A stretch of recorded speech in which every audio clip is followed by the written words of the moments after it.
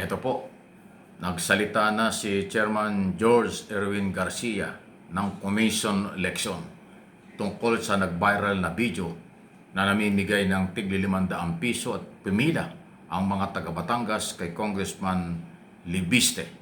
Ito po ang kanyang paliwanag. Nangyari pagka-file ng kandidatura noong October 2024. Pero bago magsimula yung tinatawag na campaign period, ay wala rin po kaming jurisdiction, sabi ng Supreme Court sa kaso ng Piñera versus Comelec. Sinasabi na nagiging kandidato lamang ang nagpa-file ng kandidatura ng maaga sa unang araw ng kampanyahan. Kung ito naman po yung nangyari after na eleksyon na naging kongresista na, yung urang personalidad, wala rin pong jurisdiction si Comelec kapag po nanalo na at naging nahalal na. Ayan o. Ayan o. Meron siyang sinasabing ganyan pero malabo.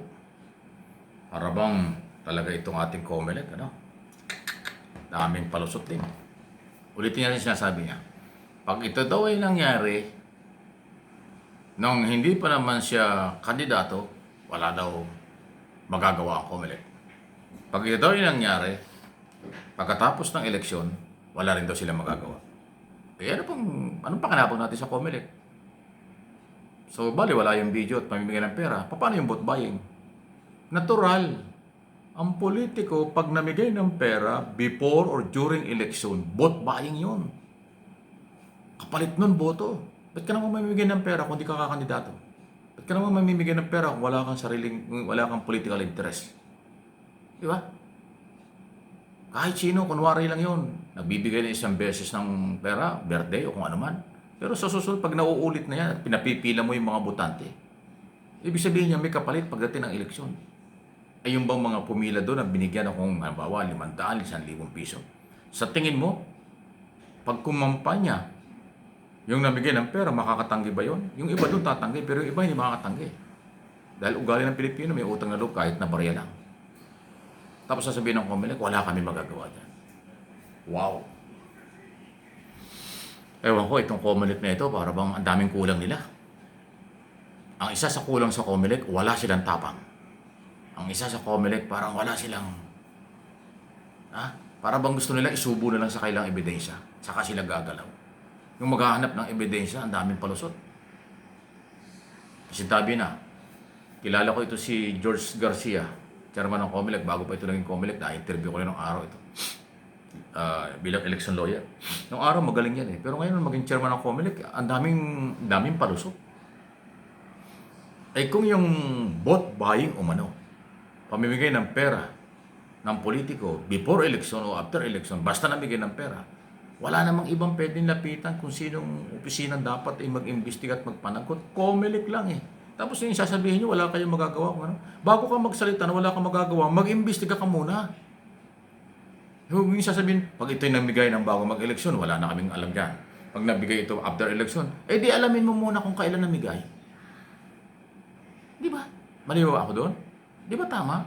Bago kang magsalita, mag-imbestiga ka muna. Kung kailan namigay. Huwag yung ngayon palang inululutang mo na wala kayong magagawa dahil baka naman ito, malayo pang eleksyon na mimigay na. Oh my goodness. Kaya itong ating Comelec, pasintabi na. Alam mo itong ating Comelec, bilyon ating ginagastos dyan, taon-taon. Bilyon pagka-eleksyon. Pero ayan, ano aasahan natin pagka ganyan? Nagiging normal na lang ang korupsyon before, during, after election. Walang nangyayari, nagagawa ang Comelec. Eh ito na lang kay Escudero at kay Marcoleta, walang nangyari. Umamin na yung nagbigay ng pera, umamin na yung tumanggap ng pera. Wala pa rin ginawa ang Comelec. Wala pa rin pinapanagot until now.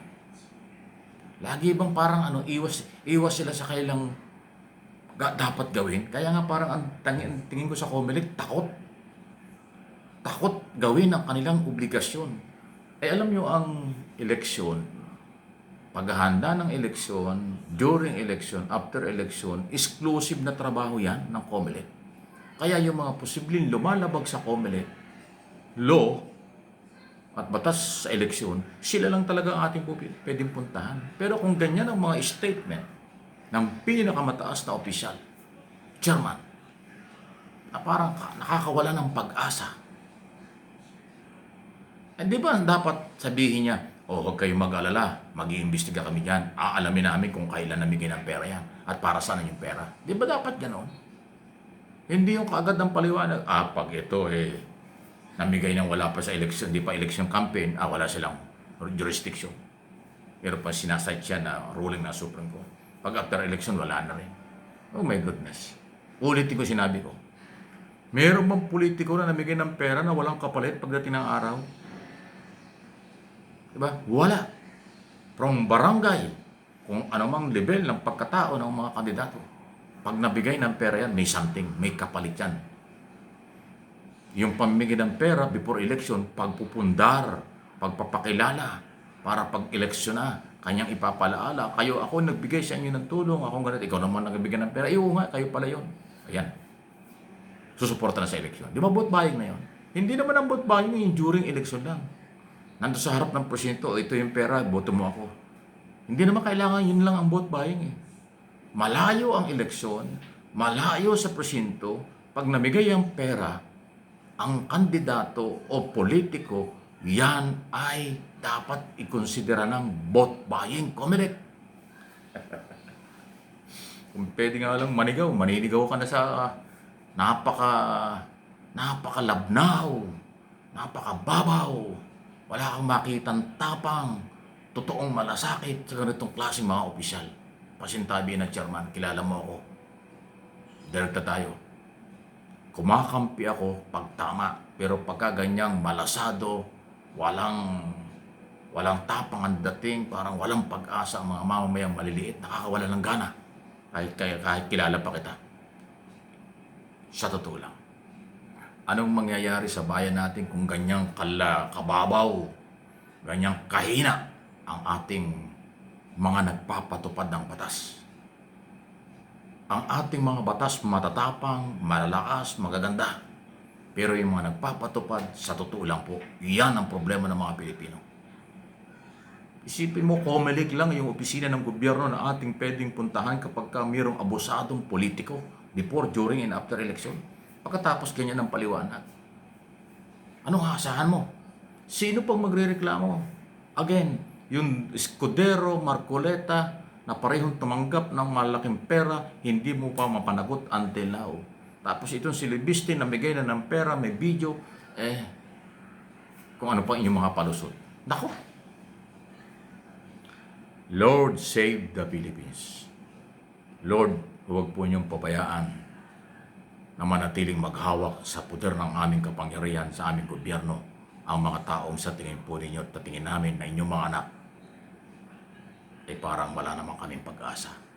Kayo ang aming pag-asa. Lord, save the Philippines.